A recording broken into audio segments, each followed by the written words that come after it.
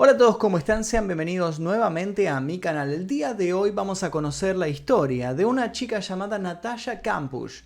Una chica que estuvo secuestrada durante 8 años. Un hombre, un psicópata que estaba obsesionado con ella, la secuestró y la mantuvo encerrada en un sótano desde que tenía 10 años hasta los 18. Vamos a conocer por qué sucedió esto, cómo sucedió y cuál fue el desenlace de esta historia.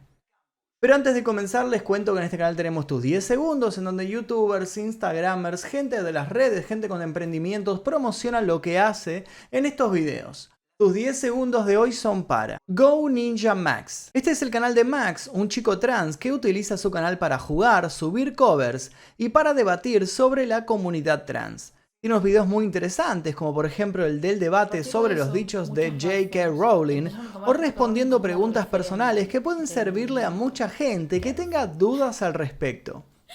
Les recomiendo muchísimo este canal y les dejo el link aquí debajo para que vayan a visitarlo. Además de eso les recuerdo que pueden ver este y otros videos sin censura, sin publicidad, 24 horas antes que el resto, simplemente tocando el botón que dice unirse aquí debajo. Ahora sí, sin más demora, comencemos con el caso del día de hoy.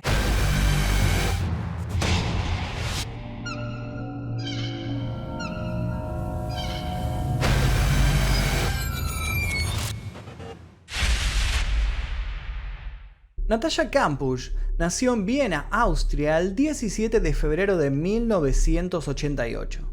Es hija de Brigitte Zirny y de Ludwig Koch.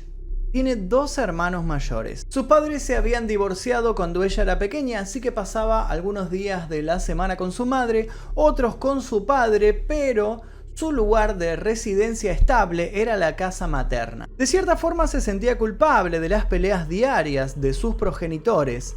Eso le provocaba depresión e inseguridades que se incrementaban por el bullying que sufría en la escuela por tener algo de sobrepeso. Su vida en este momento no era la mejor realmente. Natalia había vuelto de unas vacaciones con su padre un día antes de su secuestro. Ellos habían ido de viaje a Hungría porque su padre tenía una pequeña casa allí. Su madre había sido muy estricta con el horario en el cual Natalia debía volver a casa, pero su padre se retrasó al entregarla. Esto por supuesto generó una nueva discusión. Natalia defendió a su padre y por ende se peleó con su madre. Esa noche se fue a dormir enojada y sin hablar. Lo que ella no sabía es que no volvería a hablar con su madre por los siguientes 8 años. Al día siguiente, el 2 de marzo de 1998, Natalia dejó su residencia en el distrito vienés de Donnerstadt para ir a la escuela. No le avisó a nadie. Simplemente se levantó, agarró sus cosas y se fue. La costumbre era, por supuesto, que la madre la alcanzara hasta la escuela en su auto, pero en esta oportunidad decidió ir sola caminando. Luego de caminar durante varias cuadras, vio una camioneta blanca en una calle solitaria y había un hombre que estaba apoyado en esta camioneta. Natalia sospechó algo al ver a este hombre, algo le avisó que era peligroso, pero igualmente decidió seguir adelante. Cruzó miradas con este hombre, siguió caminando, pero justo cuando pasó frente a él, el hombre la levantó y la metió en su camioneta. Arrancó y se fue rápido del lugar. Luego de conducir un largo rato, llegaron a la casa del hombre que quedaba en las afueras de Viena. La bajó rápidamente de la camioneta y la encerró en un sótano. Este sótano era una construcción ilegal que el hombre había realizado por su propia cuenta. Era un cuarto de 5 metros cuadrados que simplemente tenía un inodoro, un lavamanos y nada más. No entraba luz solar y estaba aislado del resto de la casa mediante una puerta de acero. Pero ¿quién era el hombre que había secuestrado a Natalia? Él se llamaba Wolfgang Prokopil. Tenía 36 años. Era un técnico electrónico de la empresa Siemens. Este hombre era bastante introvertido. Tenía problemas para socializar. Sus compañeros dijeron que nunca lo habían visto en pareja. Además de esto, lo veían como un tipo raro y misógino que siempre estaba hablando mal de las mujeres. Por su parte, Wolfgang se había hecho en su cabeza la imagen de una mujer ideal. Una mujer sumisa, callada, que aceptara todas sus órdenes. Su meta era poder moldear a esta mujer ideal y por eso había secuestrado a Natasha. Al día siguiente del secuestro, Wolfgang bajó al sótano con frazadas, abrigos y comida. Al verlo, Natasha lo primero que hizo fue preguntarle si la iba a matar. Él le dijo que no, que la había secuestrado simplemente para pedir un rescate. Entonces ella le preguntó si iba a abusar de ella y el secuestrador le dijo que no, porque era muy pequeña. Desde ese primer día, Natasha se dio cuenta que su secuestrador era un tipo inseguro, que no sabía muy bien lo que estaba haciendo y que no tenía ningún plan trazado. Así que aprovechó y comenzó a pedirle cosas, comidas, ropa y demás. Y él también comenzó a complacerla con estos pedidos para que estuviera contenta. Asimismo, le hizo creer a la niña que él ya había pedido el rescate, pero sus padres habían decidido no pagarlo porque no la querían. Mientras tanto, la policía había sido alertada de la situación. Comenzaron a investigar y dieron con una niña que dijo haber visto a un hombre meter a una niña contra su voluntad dentro de una camioneta blanca. Así que los investigadores se pusieron enseguida a buscar hombres que tuvieran una camioneta blanca. En medio de la investigación dieron con la casa y la camioneta de Wolfgang. Fueron a interrogarlo y para ese momento él había llenado la camioneta de cables, material de construcción y herramientas, como si la hubiera estado usando para trabajar. Le preguntaron qué había estado haciendo el 2 de noviembre y dijo que había estado trabajando en casa. La cuestión es que la policía no se esforzó mucho más que eso y la investigación quedó ahí. Luego de 6 meses de secuestro, la actitud de Wolfgang cambió rotundamente. Dejó de ser ese hombre amable que complacía a su secuestrada en todo lo que ella le pedía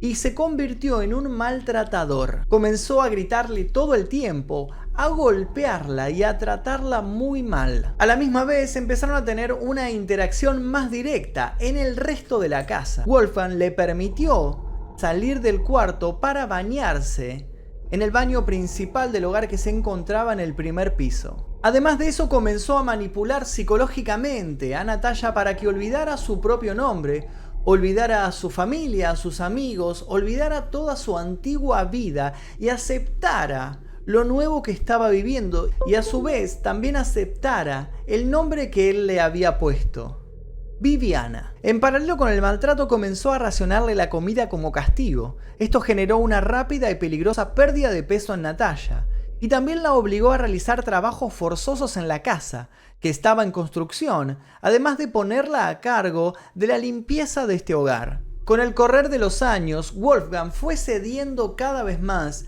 y le permitió recorrer más lugares de su casa. Además de permitirle salir del sótano para ir a bañarse, le permitió sentarse en el jardín a tomar sol. Para ese entonces, Natasha estaba convencida que quería ser libre. Esta no era la vida que ella había elegido. Tenía que escapar de la casa de Wolfgang, pero él la había convencido de que había plantado explosivos en todos lados. En las puertas, en las ventanas, en el jardín, en la cerca.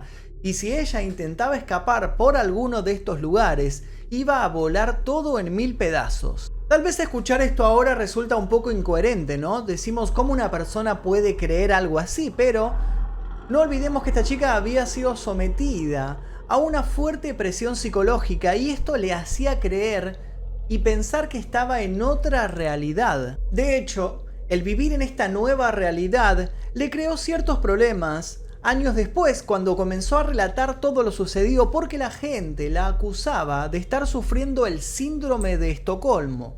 La acusaba de haberse encariñado con su secuestrador. Ella incluso dijo recordar con cariño cuando Wolfgang la hacía festejar su cumpleaños o también Navidad, y dijo que no eran momentos tan malos, y que además él primero le regaló una radio, luego un televisor y hasta incluso libros para que ella pudiera seguir estudiando y pasara sus pocos ratos libres. Obviamente que todo esto es muy polémico porque básicamente lo que él hizo fue simplemente devolverle un poco de todo lo que le había quitado. Otro punto polémico del cual ella se negó a hablar es de las violaciones que sufrió de parte de Wolfgang. Esto es algo que ella quiso reservarse, pero tanto en la película como en las notas que salieron sobre el caso, se afirma que es una situación que se repitió muchas veces. Varias veces se intuyó e incluso ella misma lo contó en algunos interrogatorios que dio en privado, que las relaciones sexuales que tuvo con Wolfgang no fueron forzosas, sino que fueron de mutuo acuerdo. Este es un punto obviamente súper polémico porque aquí es donde se afirma que ella estaba sufriendo del síndrome de Estocolmo. Ella no tenía ninguna otra relación con ningún otro ser humano. La única persona que ella veía todo el tiempo era Wolfgang, por lo cual es natural que se creara este tipo de relación extraña de secuestrador y secuestrada. Y también era natural que ella no sintiera odio todo el tiempo por él. La cuestión es que los años pasaron y cuando Natalia tenía 17 años, Wolfgang decidió llevarla a esquiar como premio por haberse portado bien todo ese año. Lo que sí le aclaró es que obviamente si se le ocurría pedirle ayuda a alguien o contarle a alguien de lo que estaba sucediendo, él iba a asesinar a esta persona delante de Natalia. Este punto fue el que la asustó gravemente, la inhibió de gritar en público, de pedir ayuda a todos cuando estaba rodeada de personas o de pensar siquiera en correr y escapar. Es en este viaje que se presentó una oportunidad clarísima de huir.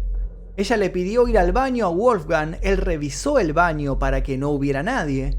Creyó que no había nadie y la dejó entrar. Una vez dentro, Natalia se dio cuenta que había una mujer en el cubículo de al lado. Así que decidió pedirle ayuda, le dijo que era Natalia Kampusch, que había sido secuestrada, que la ayudara por favor.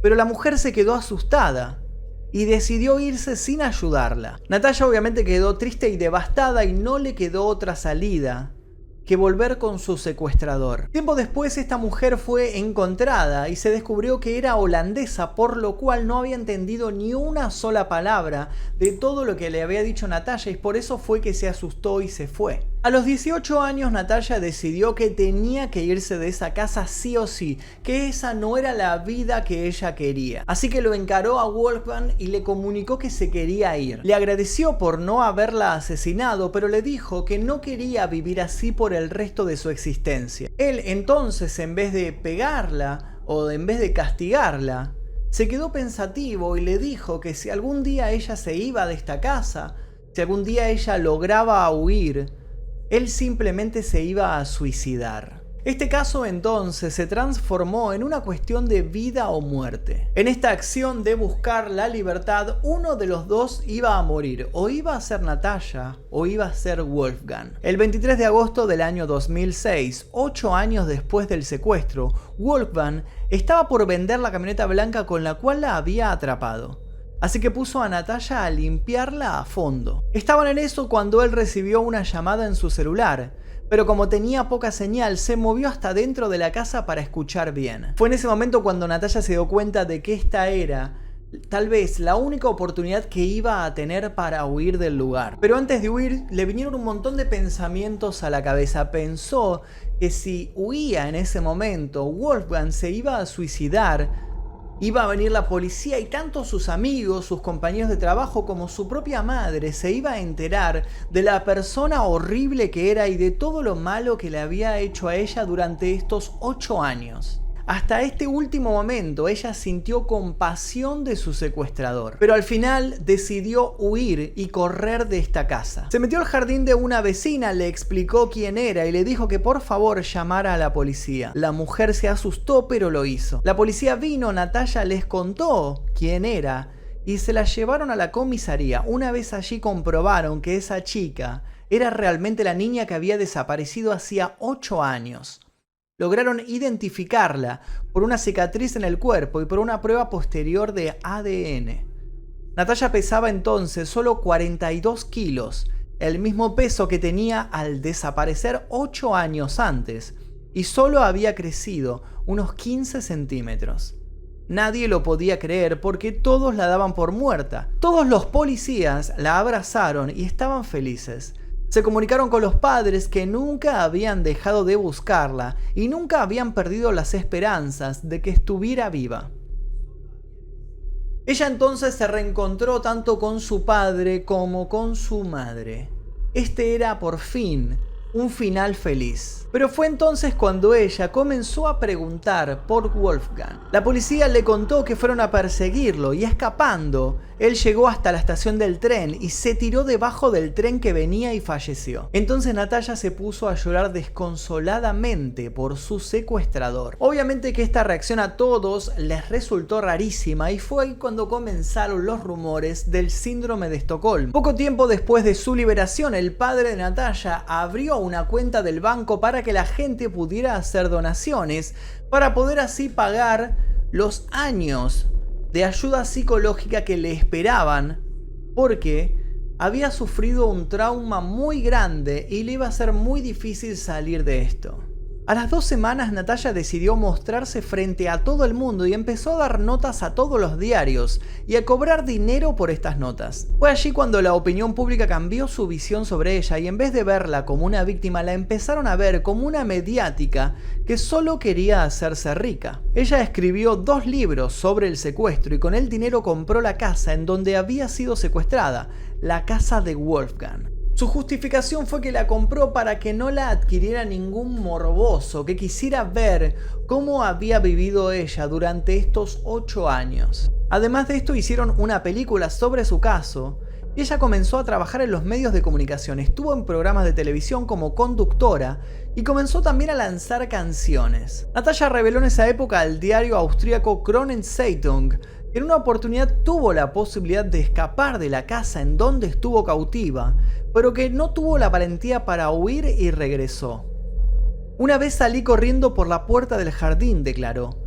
Fue como en el caso de esa gente que no puede abandonar su casa, aunque la puerta esté abierta. A mí me entró vértigo, no pude ver nada más y volví de forma tan desapercibida como fue posible. Dijo también que durante su encierro pensó muchas veces qué ocurriría si su secuestrador no volvía. Un accidente o un infarto al corazón y yo no saldría nunca de aquel lugar, explicó en esta entrevista. En ese momento también le sugirieron cambiar de identidad, comenzar una nueva vida con otro nombre, en otro lugar, totalmente oculta de la mirada de toda la población, pero ella se negó. Me había enfrentado a toda la basura psíquica y a las oscuras fantasías de Prikopil y no me había dejado vencer. Y solo se quería ver en mí eso. Una persona rota que nunca más va a levantar cabeza, que siempre va a depender de la ayuda de los demás. Cuando me negué a llevar ese estigma el resto de mi vida, las cosas cambiaron. Natalia hoy tiene 32 años y no bajó los brazos. Desde que escapó intentó embarcarse en diferentes proyectos, pero siempre con dificultades. Quiso estudiar para ser joyera y también tuvo un breve programa televisivo de entrevistas. Me resulta difícil confiar en la gente, admitió. Hace unos años decidió contar su cautiverio en un libro de memorias, su autobiografía titulada 3096 días, que fue todo lo que duró su secuestro. Además publicó otro libro, 10 años de libertad, en donde describió, entre otras cosas, lo que sintió al visitar la tumba de Prikopil. Durante muchos años solo tuve a una persona cerca, y de ella dependía mi supervivencia. Es imposible borrar de tu memoria a alguien con quien has pasado 8 años y medio de tu vida. Natalia fue diagnosticada con trastorno por estrés postraumático. Es como una enfermedad física, puede llegar a ser agotador, dijo en una entrevista con El Mundo. Cuando me encuentro en casa sola y en silencio, vienen los recuerdos. Siempre tengo que estar haciendo algo, no puedo sentarme en un sitio y relajarme porque vuelvo a estar en ese sótano. Y hasta aquí la historia de Natalia Kampusch y de Wolfgang, su secuestrador. Quiero que me cuenten qué le pareció esta historia, qué les pareció la reacción de Natalia al salir, al lograr por fin la libertad luego de 8 años. Dejen sus comentarios aquí, también dejen sugerencias de casos que les gustaría ver en este canal.